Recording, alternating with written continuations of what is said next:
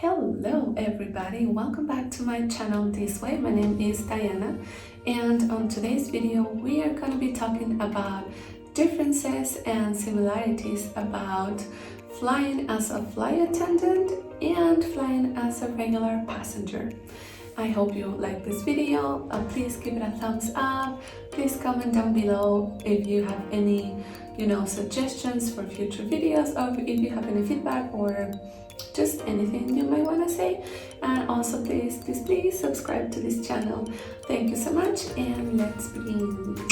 So I'm going to start with the similarities. There are a lot of people that think that since we are flight attendants, we don't go through immigration in the airport. And that is not true. We do have to go through immigration like everybody else. So that's one of the similarities. We have to go through immigration and we have to present our passport, and depending on the country they will ask for our credential as a flight attendant, or sometimes just the passport. Sometimes they just check that we're on the list of the flight, but still they have to see us. Sometimes they take a picture, sometimes we have to scan our fingerprints. So it really depends on the country. Some are more strict than others, that's also well known. And that's it. Another similarity is that we have to check in our luggage. So like anybody else, we have to carry our luggage, put it in the, we didn't wear, I don't know the name of this, and they will see how much weight it has, and they'll put the tag and all that, same as every other passenger.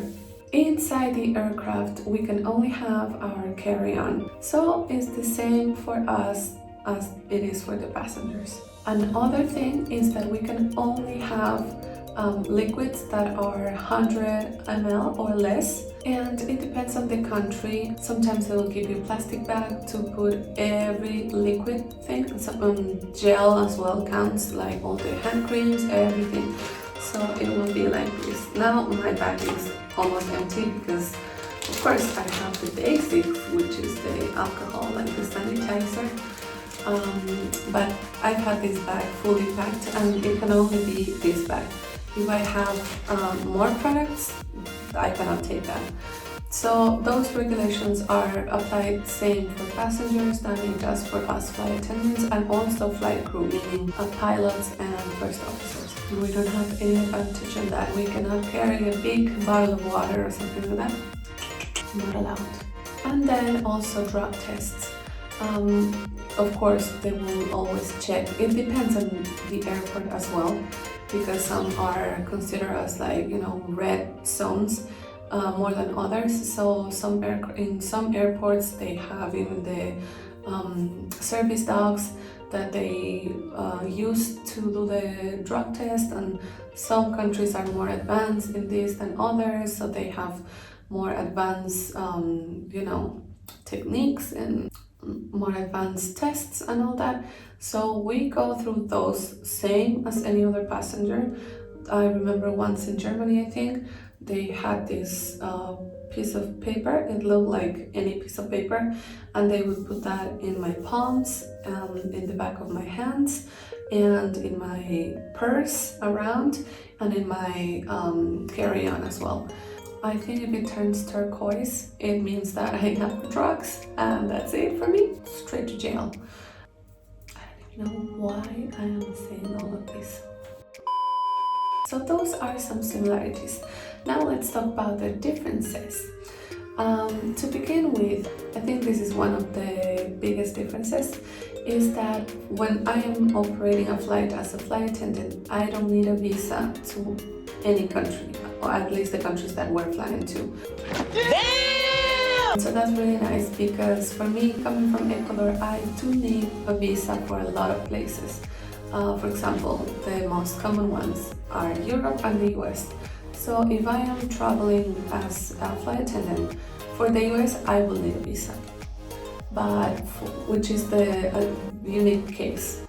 But for Europe, for example, I don't need a visa. And that's really good, because I can go whenever I just feel like going there. I request that flight and hopefully I will get it and I get to go there. But then when I'm trying as a passenger, for example, I wanted to go to Spain now in April, so sad. I had to request for a visa. Also, there's, like I said before, people think that we don't go through immigration, but we do have to go through immigration. But the good thing is that we don't have to be in line, we don't have to wait. So that's a good thing. We go straight. There's a specific line that says flight crew or just crew. So we go in that line and we go fast. Another difference is that we have to go in a group. We cannot just go, oh, you know, I step out of the aircraft first, so I'm just gonna go by myself. We are together in this. We are a team, so we have to. I'm kidding. It's not because we're a team. I mean, it is part of it, but it is because we have to present, you know, a document where all of our names are there. So if we go spread, then you know this won't make sense. So we have to go as a group. We have to wait for everybody, and then you know the person that's in charge of us, they will give this form, this letter, to the immigration officer, and then we check that, and then we are able to pass. Of course, presenting the passport or our card, whatever they might need, or sometimes just the list. They just check your name, and that's it. Our luggage usually has been taken out of the ramp, and they put it all together in one section. So that's also a nice thing, because usually when you're a passenger, you just have to be there waiting with everybody else to find your luggage and then, you know, carry it. And if it's heavy, hopefully someone is there to help you, but if not, you have to do it yourself. So usually for us, there's people from the airport that they do this for us. But of course, sometimes there's no personnel, or for some reason they just don't do it. So we have to, you know, look for our bags and take it ourselves. And the last thing would be the alcohol checks. These are checks that we randomly get everywhere we are. So sometimes we get it in our base, and sometimes we get it in other airports outstation. So of course this alcohol check won't be tested on any passenger, because they are allowed to drink whatever they want. Of course they cannot be drunk to, you know, be on board of our aircraft, but they can drink socially. But for us, we cannot have one drop of alcohol in our system, because that's against the law. You know, in the aviation law, so which is, of course, makes sense, right?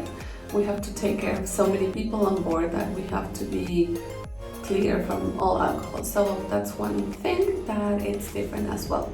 And that is it, guys, for today's video. I hope you learned a little bit more about how this world is, and hopefully you'll find it interesting, and I'll see you soon.